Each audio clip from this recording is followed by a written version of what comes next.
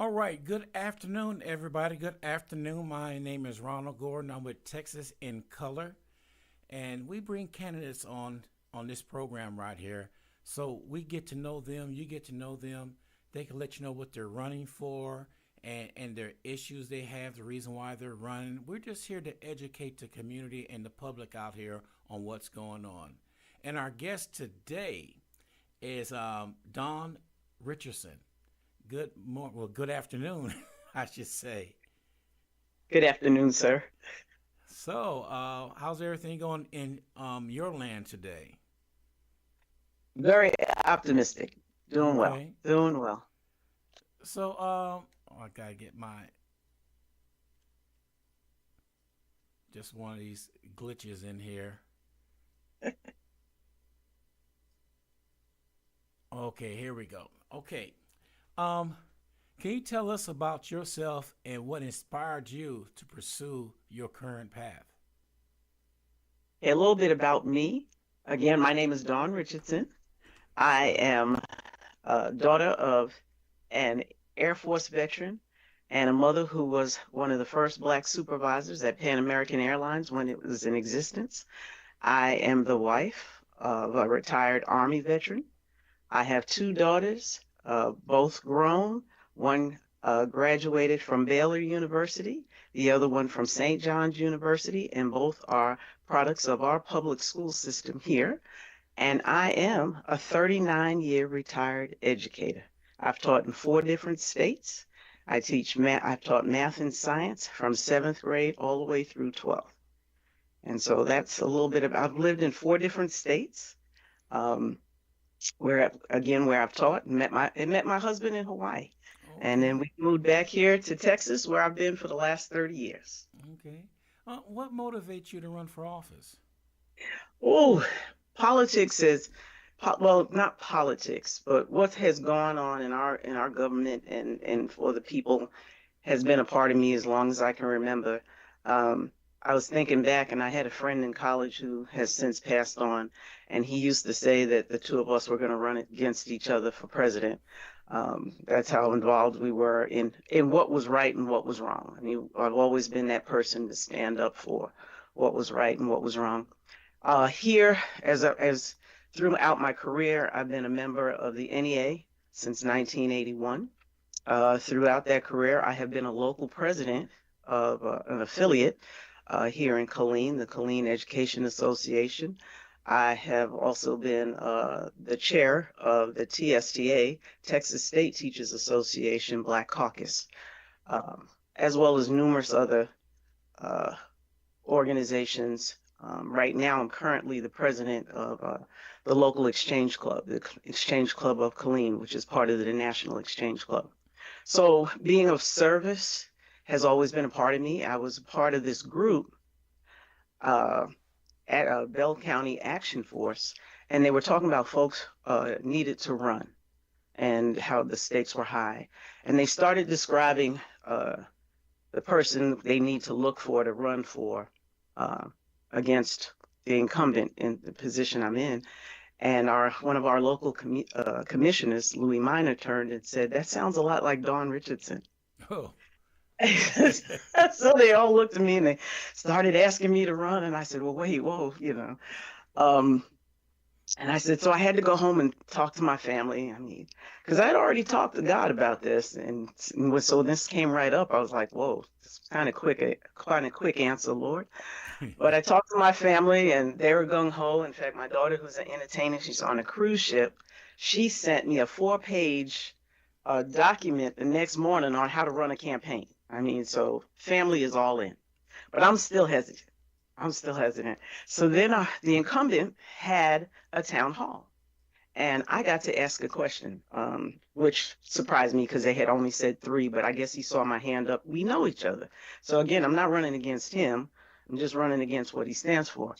And the way he answered my question motivated me to turn to my friends and say, yes, I'll run. Mm. That's serious. Yes, sir. Wow. Okay, what are the most pressing issues facing your constituents of District 54 and how you plan to address them if elected? Sir, in this process, I am learning so much. I have been blessed to talk to so many people. The most pressing one right now is our education system, uh, and what the state itself is trying to do to it, and or what it's not doing for it. And so that comes up a lot. People are very concerned. You know, every parent wants the best for their child, but they also want the strongest public school system that they can have. And so that has been a major pressing issue. Another pressing issue is, our crime rate. But again, a lot of people even attach that to, if people don't have choices, if people are not getting the education they need, these are the kinds of outcomes we may have. So it all ties back to making sure that we have that solid foundation in our educational system. Some of the other things that I've heard, are healthcare. We have major problems with healthcare and affordability.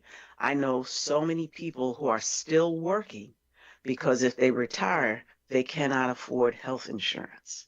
Mm. You know, we shouldn't have that. I even had a police officer tell me about one of the things he said, could you please look into with when we get you elected, is when we retire as police officers, we don't have a system like the teachers have in TRS to be able to buy a health insurance. We have to buy from the local municipalities. He said, and it's astronomical. He said, and this is why a lot of police officers are not retiring, or if they are, they're having to pick up another job. So we're looking at those things. People talk about the economy and jobs, and we do have that issue too. With jobs. But again, I would say right now, the most pressing issue that I am finding amongst the majority of folks is our educational system and protecting it. Okay. District 54 has seen growth in recent years. What are your Yes. plans for improving infrastructure, transportation, and services to meet the needs of the growing population? Well, one of the things I want to see more of is our local municipalities, our local council, working with us at the state level, because there are some things we can't do. For example, like there are different roads here, and I'm finding out that the city controls, that the county controls, that the state controls. And so I think I really want to be able to talk and work with folks to find out exactly one of the pressing issues. And I just heard this yesterday talking to a nursing home resident. He can leave the nursing home in his wheelchair. He said, but there's no sidewalks. And he said, so to get to Walmart and different places, he's literally riding in his wheelchair down the middle of the road in the turn lane. Ooh. And that's just so dangerous. And my heart just broke. So I came home and I immediately texted my county commissioner and asked who controls that road. And he said the state. Even though it's in the middle of the city, it's a state run road. So that's something I'm going to look into when I get there, to fight for that infrastructure so that we can get sidewalks on that road. So that man and many others don't have to be putting their lives in danger on a 4-lane highway. Right. Yeah. Wow. Yes. How will you Yes. support economic development in District 4, particularly for small business and local industries? Well, I want to see, the state has a $32 billion surplus. I would love to see some of that money go into grants to fund small businesses as startups. I know our vice president, who's running for president, has talked about that. And I thought that was a great idea, where you can get these $25,000 grants or more to help these small businesses flourish. I would love to see, especially where we have areas that businesses unfortunately have gone out of business or have left the area, being able to renovate those areas and bring businesses into those areas that would service the needs of that community. We have a community on our north side that's what we call a food desert, because there's no major grocery chain over there.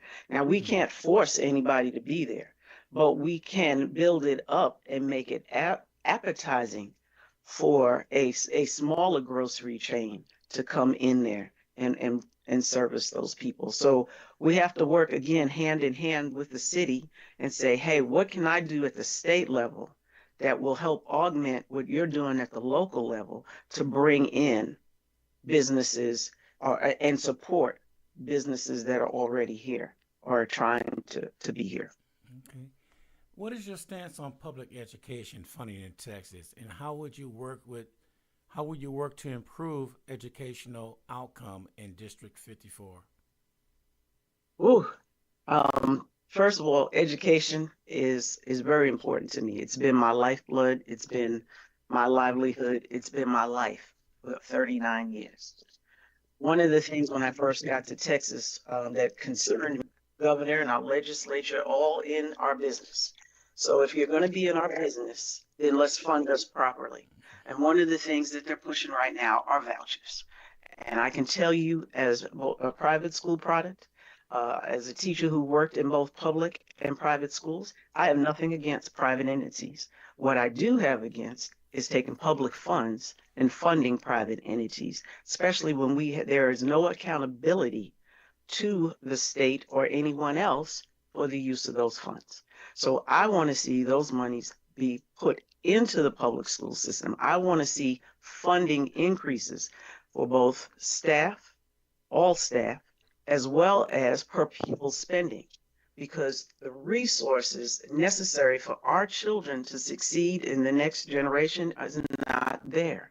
You know, employers constantly complain that our students aren't coming job ready. Well, we don't have the resources to help make them job ready.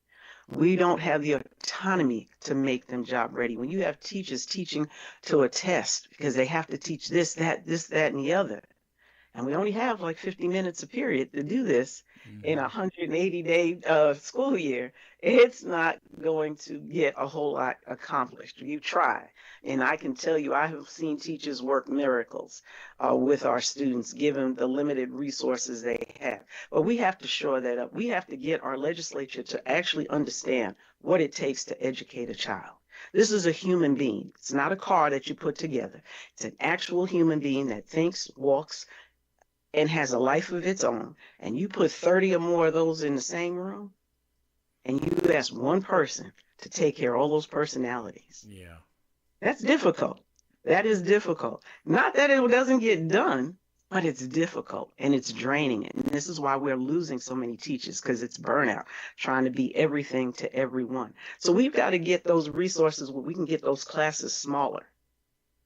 We've got to get those resources so that our kids can have the hands-on to the same kinds of tools that they're going to have out there in the workforce. We have here in Killeen, we have a career center. I'd love to see that career center grow and have more opportunities for those kids. You know, they come out of there with certificates and all kinds of wonderful job-ready skills. Mm-hmm. Let's get those kinds of programs everywhere and expand them. You know, we talk about educating every child. Let's have the resources to do that. Yeah, I agree with you on that one. But you led right into the next question about school vouchers, and but how would you get funding to adequately support private schools, public schools? Public schools. Yeah, public schools. First of all, one, let's stop the voucher program. Okay, let's you know, that's not going to solve any problems. In fact, it's going to create more. The ones that I have studied, the states that have them, there's no measurable difference after the vouchers between the public school students and the private school students. So it's not something that's going to improve our educational system. Second of all, you've got states like Arizona who are their children's college. So again, these are folks that didn't need the money. And so why are we putting money over there? So with that said, what I would love to see is that $6 billion that was put in the bill to sweeten the deal to pass vouchers. When the committee stripped out that portion of the voucher amendment, my opponent then pulled the bill back because he is the author of the voucher bill. He pulled it back. I want that $6 billion and more back on the table. I want to sponsor a bill where we get that funding back into the bill so that we can increase per pupil spending. We spend 5,000 less than the national average on children. We need to get that up to at least the national average. We spend 9,000 less on our educators than the national average. We need to get that up to at least the national average, if not better. So we need to get that money in.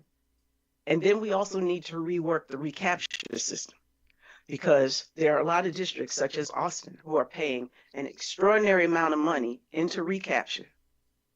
And that money is not going to the poorer districts like it should be. We need to look at that recapture system, because there are districts who are getting that money that shouldn't, and then rework it so that districts that really need it and get the money. Not that the state holds it, get the money, because we want to bring all of our educational systems up. At the state level, that's what we should be working for as a state. Let's bring them all up. So this rich district over here who can afford all of these things should not be affecting this poor district over here. They should be getting the same amount of things. Those kids should have an equal chance. Our rural kids should have an equal chance at a quality education. And that can only happen if we sit down and do the work to rework the system, to make sure that the equity is built in that should be, and that the state follows through and gives those districts that money. What steps will you, excuse me, what steps will you take to improve access to health care, particularly for underserved communities in District 54? That's a good question. Thank you. I talked to a gentleman, a Republican gentleman at that, who works for the state. And he told me that if the state would spend just 7 more cents, per person on healthcare, on indigent healthcare, he said we would effectively cover just about everyone in the state. We are the 9th largest economy in the world. Not the states, in the world.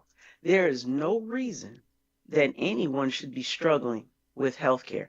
We need to start regulating our insurance companies and see exactly if they're paying and doing what they say they are. People are paying an astronomical amount for health insurance and then are denied care because we don't cover that, or that medicine is not approved.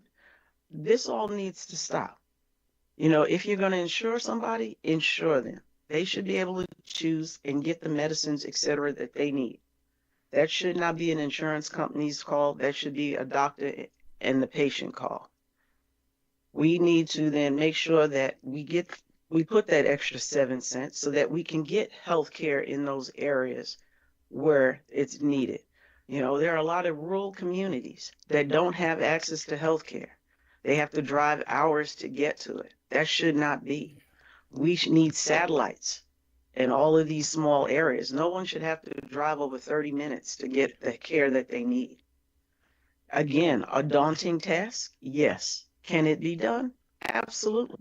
But we have to concentrate on our people and stop worrying about what's happening everywhere else. We need to concentrate on what's happening right here in the state of Texas and making our state the great place that it should be. Do you support Medicaid expansion in Texas? Why or why not? And how do you think it would impact the people of District 54? First of all, yes, I do. I do support any program that is going to better the least among us. When we help the least among us, we all benefit. When you have a person who, again, is not getting the health care that they need, and it gets critical mass and they have to go in and they don't have insurance, we all pick up that tab anyway. So we're going to pay one way or another, aren't we? Mm-hmm. So we might as well look at the programs that are there, such as Medicaid, expand it, and make sure that it's accessible. Let's get rid of some of the hoops that it takes to get on it. Make sure that people who get it really need it, and make sure that it's available to them. And that goes right here. Yes, we have a free clinic, but we need those resources. We need Medicaid because there are a lot of people, I can tell you personally, that don't have any kind of health insurance and are praying every day that nothing happens to them. They can't afford it. And so if we could expand Medicaid and they could get it, then that means that's just that many more people who are going to be more mentally with you in a job, working for you in a job, and giving you their best, as opposed to worrying about what can happen around the corner. See, we benefit. We don't understand. We would benefit from that. Being proactive with healthcare. Mm-hmm. Think about how many diseases and how many things we could prevent if we were more proactive instead of reactive. Okay. Um, Texas has increased discussion around voter suppression. What would you do to ensure that every eligible voter in District 54 has access to the polls? One, we need more polls. But the problem is now is finding people to work. So we not only need more polls, but we need more security at those polls, because in this climate it is so unfortunate, the anger, the folks lashing out at each other because you don't vote like me, you don't want the same things I want, instead of understanding that we all have differences and we are allowed to vote for and believe in what we want to, as long as it doesn't hurt you. We're not coming in your house and doing anything to you, so we should be able to vote the way we choose.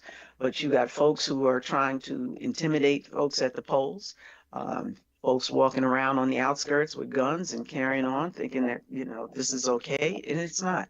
So we need more polls.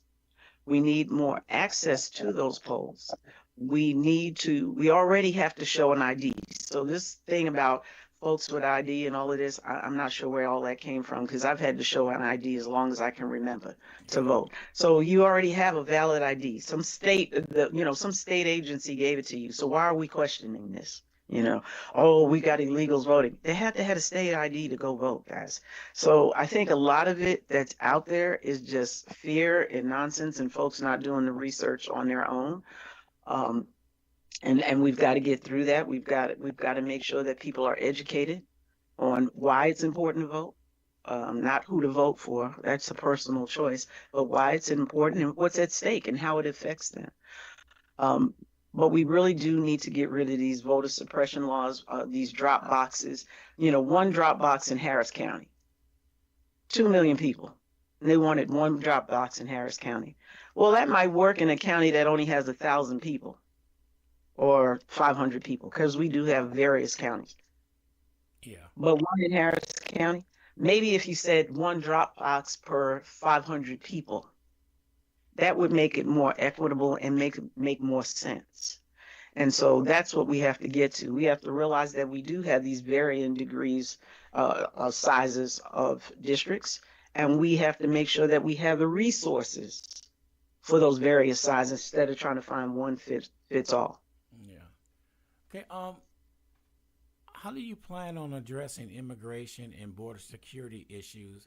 And what is your stance on how these issues impact Texas and District 54? Well, we're in Central Texas, so what a lot of people here in this area is based on what they hear in the news. Is there an immigration problem? Again, because there's so much going on out there, some people will say yes. There are others who say no.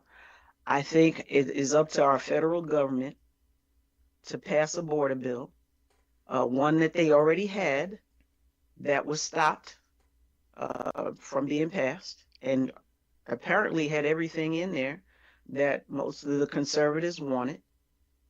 I mean, there's no one bill that's ever going to fit everybody, but work on it. Let's get that passed, and let's look at what's necessary to do that. We also need to look at why are all these people trying to come?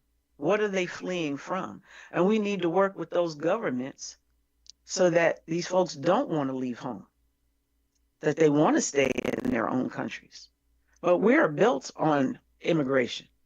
This is country of immigrants. Now, yes, some folks have been here a couple of generations, but when we look back, we are a country of immigrants. So we do want common sense immigration. Yeah, I don't want anybody coming in willy-nilly, but you got people coming in on the East Coast on planes, etc. You got folks coming from the North, in cars. Immigration is happening everywhere except, not just the southern border where all the attention is being focused. Those folks are not just the only immigrants we have. And when they do come to our cities and all, many of them are here because they want to work. Mm-hmm. They want a better life. Okay. When most of them you don't even hear from after they get here because they are just trying to fit in and do the best for their families and work. I mean, you think about all the ICE raids. Where do they normally occur? At a work location. So obviously they're working. Yeah. But we need to make sure, hey, okay, you're here. How did you get here? If you didn't come in right, hey, let's get it right. We need to add more border patrols. We need more judges so that the process goes a lot quicker when these folks come in, and we can assess quicker whether they should be here allowed in or do they need to go back. But it needs to be fair. It needs to be fair, and we don't need to be separating families. I'm sorry, I don't believe in separation of families. Children need to, we claim we care so much about kids, and why are we separating kids from their families? True. And the biggest thing for me too is, please, let's look at these folks as people. They're immigrants, illegal or otherwise. They're immigrants. They're not illegal aliens. They're human beings who, for whatever reason, think they're going to have a better life here. What does that say about us? What does that say about us? Do you support raising the minimum wage in Texas? What policies would you push to improve worker rights and wages? Ooh, first of all, Texas is an at-will state, so we got a problem right there. I would love to see unions be able to collectively bargain with large corporations, with employers for workers' rights. Yes, I believe that the minimum wage should be raised. But more importantly, I would love to see employers do that on their own. I've had this fundamental discussion with folks on, well, Dawn, if they raise the minimum wage, I won't be able to afford to eat out. And I look at them and said, now how does that sound? Want to suppress another human being for your comfort. I said, so are they not supposed to be able to live and survive so that you can have a steak? I mean, really, talk to me on this. Well, Don, the minimum wage, those are supposed to be teenage jobs. I said, okay, so you don't want a coffee in the morning or at 12 in the afternoon when kids are supposed to be at school, right? I said, those are adults working in those jobs so that you can have your coffee at 5, 6, 7 in the morning. Or you can have your fast food at 12 noon. Children are supposed to be in school at that time. So are you telling me those adults don't deserve a living wage? Oh, and I love this one. Well, they wanted to make more money, they would have gone to college. Ooh. So then if everybody goes to college, who's going to do those jobs? Guys, this is the melting point. All of our jobs are valuable. See, this is the thing. We got to realize that every piece of this is valuable. It's all what keeps our economy going. It all keeps our area going, our cities. You've got to have people in all positions. And for that, you need to pay them so they can live there. I met a young teacher for it, and I tell this story down in Austin. After I retired, I subbed in Austin a bit. And it was during testing time. We were the hall monitors, and we were talking about the next school year. And all of a sudden, her eyes started glistening, and she started crying, and she said, I won't be here next year. And I said, why not? She said, I can't afford my rent. She said, they went up $600 on me and my roommate's rent. And she said, and we haven't been able to find a place that we can afford. She said, the closest place is 2 hours away. She said, so I won't be able to stay at my school, and I really love my kids. I really love it here. Hmm. And that's not even minimum wage. That's a teacher. So we keep talking about, one, but we have to look at the whole picture. Why do we need to raise the minimum wage? Because people need to live. People need to be able to eat and survive. It should be a no-brainer. Yeah, I agree. You know, Texas is a leader in energy production. What is your stance on balancing traditional energy industry and the growth of renewable energy in District 54? First of all, I don't think you have to have a one-off. Some people want to say, "Oh, let's just get rid of gas and oil." I mean, that's going to eventually happen. Let's just keep it up. The way we're using our sources, everything can be finite. What's renewable is sun energy, wind energy, etc. So why not harness and use both? We need to think about the emissions that are happening in our atmosphere. We talk about all these respiratory ailments that are doubling in number, and you're seeing more and more asthmatics and et cetera. Well, there's a consequence to all of these emissions going in our atmosphere. We are having a water problem. Um, uh, Folks are getting very concerned about a water shortage because of the growth in Central Texas. Again, we have to come up with ways to conserve what we have, to reuse what we have. So, using that, backdrop, yes, let us look at using wind power and solar power. It's not going to happen overnight. Nobody's going to come along and take away anybody's gas guzzling car overnight. But we do have to look at the future. We do have to say, hey, let's look at what we have. How can we use it better? How can we even improve gas cars where they're utilizing less gas and going further? This is the beauty of innovation. We there should not be the scare tactics that we have to have a one-off. I do believe that both can be in existence at the same time, which they are right now. And over time, you might be using more one or the other, but even those industries who are in the gas and oil are looking at ways to expand their productions of wind and solar. So we need to stop being afraid of change. I remember we went from a horse and buggy to cars, right? And folks were a little concerned about that. Folks forget about all these changes that we've had, over the past 100 years. And I'm more than sure this is one of them. I'm more than sure this conversation you and I are having in 50 years, people will be like, well, why did it take us so long? Yeah.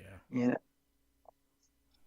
Simple as that. So, but yeah, we're the issue here for us right now is looking at water as well Okay. and serving that. Yes.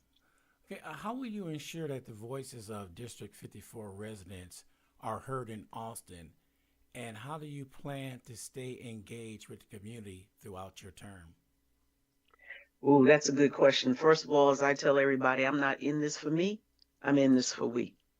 One of the things that I have been doing since campaigning is sitting and listening. I take notes. And when I hear something, I take a note and I go and ask the powers that be. I want to be that person that folks are not afraid to call, not afraid to contact, and I will get back to them. And I've already done that. My information is on the back of my card, and I can tell you I've had several folks call and use it and ask questions and tell me things that I didn't know. Yeah, and like I said just yesterday, I never even thought about that. I know we've been talking about sidewalks, but to hear that story, that is something I want to go for and talk about. There's several things with um, animals in control. Because first of all, I live out a little bit from the city, so we have deer and all of those good things. I want to Mm. know why that system doesn't work as well as it should. When people call you and tell you they have a problem with a wild animal, why we get to run around and stuff. So I'm listening and I'm taking notes, and I will continue to do that. When I get elected, I'm going to stay a member of my community. I'm not going to disappear. This is who I am. I go to events. like I said, right now I'm president of one of the local organizations. I don't intend to change that. I'm involved in several organizations. I don't intend to change that. I volunteer at the high school I retired from. I don't intend to change that. People are going to see me. Um, all I ask is that when you approach me, please do so with the same kindness and respect that you would want me to approach you. I'm willing to listen. Trust me, anybody knows me. I always tell people God gave us two ears and one mouth. We need to listen more and talk less. So I will be there. I intend to be the same person that I am now. You know, in this divided political climate, how do you plan to work across party lines to achieve results for District 54 and the state of Texas? Thank you. The same thing I just said. We have to learn to listen to each other because many times we're saying the same things, just using different words. But we cannot, and it really still bothers me, we cannot hear that somebody's a Democrat or a Republican and assume the way they think. For example, I went to a meet and greet out in Rogers, and I was talking to this gentleman, and he asked me what I stood for, and I told him I was against vouchers, and I said I was for women's rights. And then when I got to affordable health care, he reached out, shook my hand, and says, "Okay, I can't vote for you." And I said, "Why, sir?" And he said, "Because you just said you believed in government-run health care, where you get to pick, where we don't get to pick our own doctor." And I said, "I didn't say that. I Mm. said affordable health care." And so when we talked through it, he goes, "Oh, well, that's what he believed in." And so at the end of it, I said, "See, you misjudged me, didn't you?" He said, "Yes, ma'am, I did." I said, "See, this is why we have to listen to each other and talk to each other. You'll find that we're more alike than we are different." And he reached out and he gave me a great big hug and he said, "You are absolutely right, ma'am." He said, "I thought I knew how I was going to vote." He said, "But now I got to go home and really think about it." Oh, And that's what I want. I want folks to understand. I'm a teacher, so I have never had a class that would come in that everybody liked each other. Let's be honest. So you got to set some ground rules. One of them is you could never use the word "shut up" in my classroom. mm. We always talk to each other with kindness and respect. I'm going to treat you the way I want to be treated. So I call them yes, yes, yes, ma'am, no, sir, the whole 9 yards. Now I also call them honey and baby and all that. I'm just that person. But what I'm saying is we can disagree, but we don't have to be disagreeable. And when we come to the table, you tell me what your area needs. I'm going to tell you what my area needs. And I'm more than sure somewhere in there, they need the same things. Now, are we going to please 100% of the people 100% of the time? Nobody can do that. But are we going to work for the majority of people for the state of Texas? That should be our goal. And hopefully those that are still angry are still going to benefit from what we're working on and coming together to accomplish. Okay. I want to go back right quick on school vouchers. What we were talking about earlier. Somebody posed a question saying, can school vouchers be used for homeschooling? There is the only thing is the voucher for homeschool is $1,000. It's not a whole lot of money. It's Okay. only it's $1,000. Okay. And Okay. again, you know, um, there are a lot of good homeschools out there, but and how they use the money, but we have no oversight. So can we sit here and say that the vast majority of them are going to be actually using it for the betterment of their children? We don't know because there's no oversight. Like I said, I have no problems with any kind of educational systems. I just say that if we're putting money into them, we need to know, we need to have oversight, just like we have in the public schools. So therefore, I do not believe in vouchers because we cannot do that to private entities. Okay. Wow. Thank you. I mean, boy, you know, all this stuff you're saying is we're educating the voters out there right now. Just like you said, that guy didn't know, and then you explained to him, and y'all was on the Mhm. same page. And I think Yeah. that's part of the problem because they look at you as being on one party where you're gonna be like this without even know what you're gonna say. They assume. Oh, I had a lady yesterday. First of all, she said to me, I went to, shake her hand. Oh no, you people believe this, and and I just looked at her and I said, and I could never vote for you. And I said, well, ma'am, that's the beauty of America. We have a choice. I said, and that's your choice. And I think because I didn't react angry back, she got worse. She absolutely got hot. I mean, I couldn't believe how angry she got Mm. and stormed off. And I was just like, have a great day. Thought it was funny. I was like, Yeah, where have we gotten in this that we can't even talk to each other? I know. I know. Oh my gosh. Yeah. Well, I We do. we, we have to make our way back. We Yeah, have we to. do. We We have to. definitely We do. have to make our way back. Well, Ms. Dawn Richardson, I appreciate you taking time out, coming on the show, letting us Hmm. know where you stand, because that is part of the problem we have going on right now. Everybody says they don't know where people stand, but when you Hmm. come up like you did and you tell everybody exactly where you stand, they can go back and say, "Well, I don't know where Dawn Richardson stands, what her stands are." Absolutely. You just said it Absolutely. right here, I and I that's am. I am. go, yeah. And I appreciate that, your honesty, your integrity. So that's what we need more of that in the state of Texas. So Yes, sir. thank Yes, you, sir. thank you very much for coming on the show. And you take care. And I want to hear from you when you win. All right. Well, I just want to say this. Um, as I stated before, who I am. Again, I am running against my opponent is the author of the voucher bill.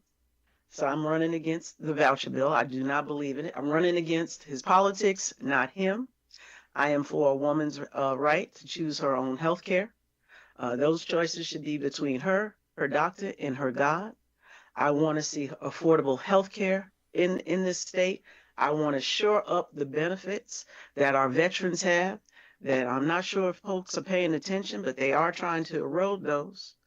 And so we need representation that's going to fight for us. And I want to be that. I'm in this for we. I'm not in this for me, because we need to let Texas know that we deserve the representation that thinks like us, that works like us, that Mm-hmm. understands us.